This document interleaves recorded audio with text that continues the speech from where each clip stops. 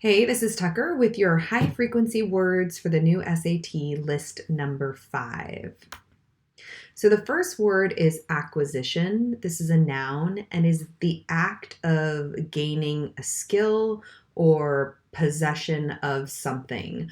Oftentimes you'll hear the word acquisition used in the context of business. So one business might make an acquisition where they acquire, which is like the verb form of the word, they acquire another business or they acquire something of value. So if you think about it in the sense of students, they might focus on the acquisition of math skills or piano skills. You're gaining a skill. Or for a family, maybe it's the acquisition of a new home, right? They have gained possession of a new home. The second word is bias, and this is a noun, and it's a preconception that somebody has, so a belief, an opinion, an idea that prevents them from being objective.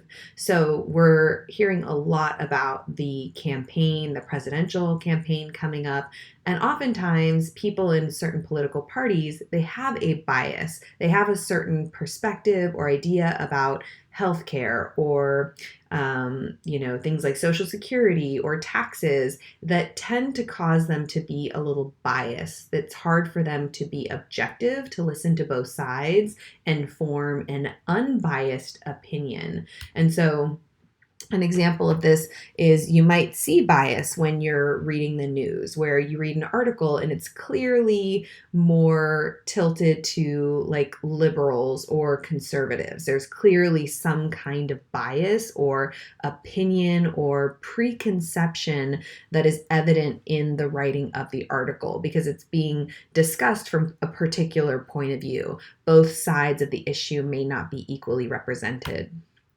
The third word is capture. This is a verb and it means to successfully represent or to imitate. So if you're a writer and you're writing about a real person's life, maybe you're able to really capture that person's personality, their quirks, their feelings and emotions in the way that you write about them, in the words you use. More literally, you can capture somebody's image by taking their picture. Demur is a word that means to object to. And so when I think of this word, I often think of like if you're at a dinner table, or you've gone out to dinner to a restaurant with a couple different people and somebody reaches over and takes the check and says, "I got it, I'm going to pay."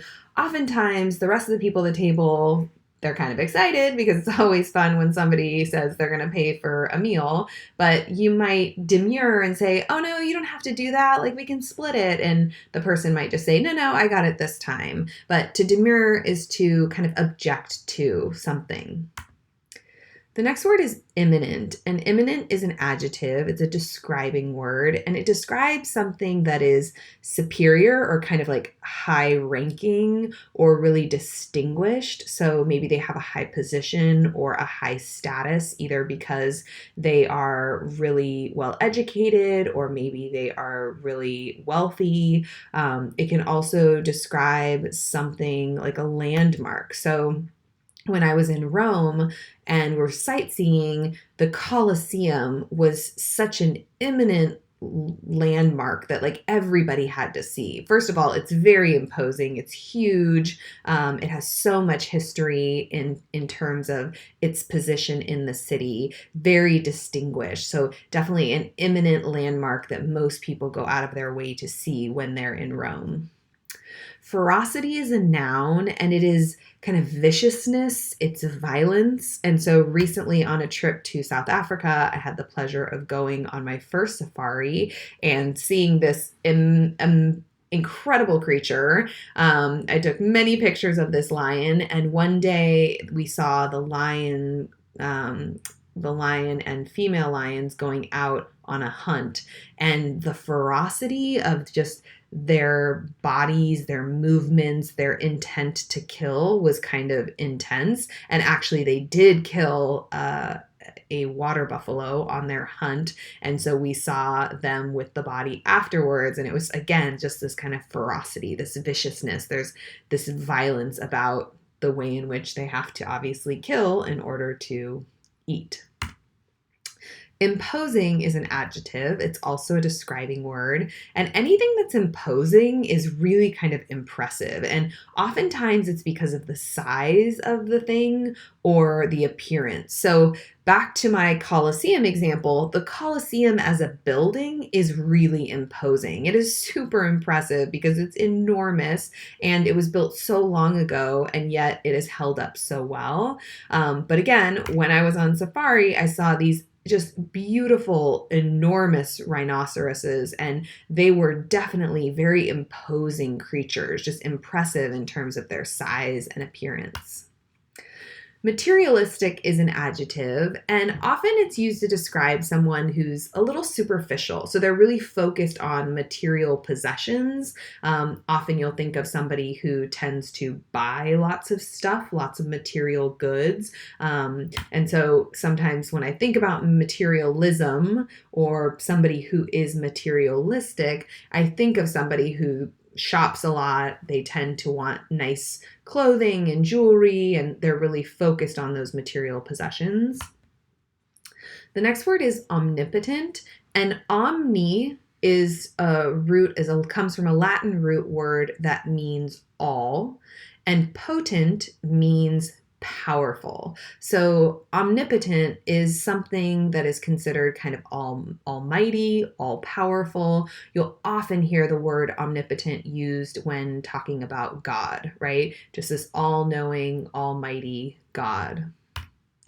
And our last word is perish, and it's a verb, and it means to die or to pass away. So in a very literal sense, when people die, they perish.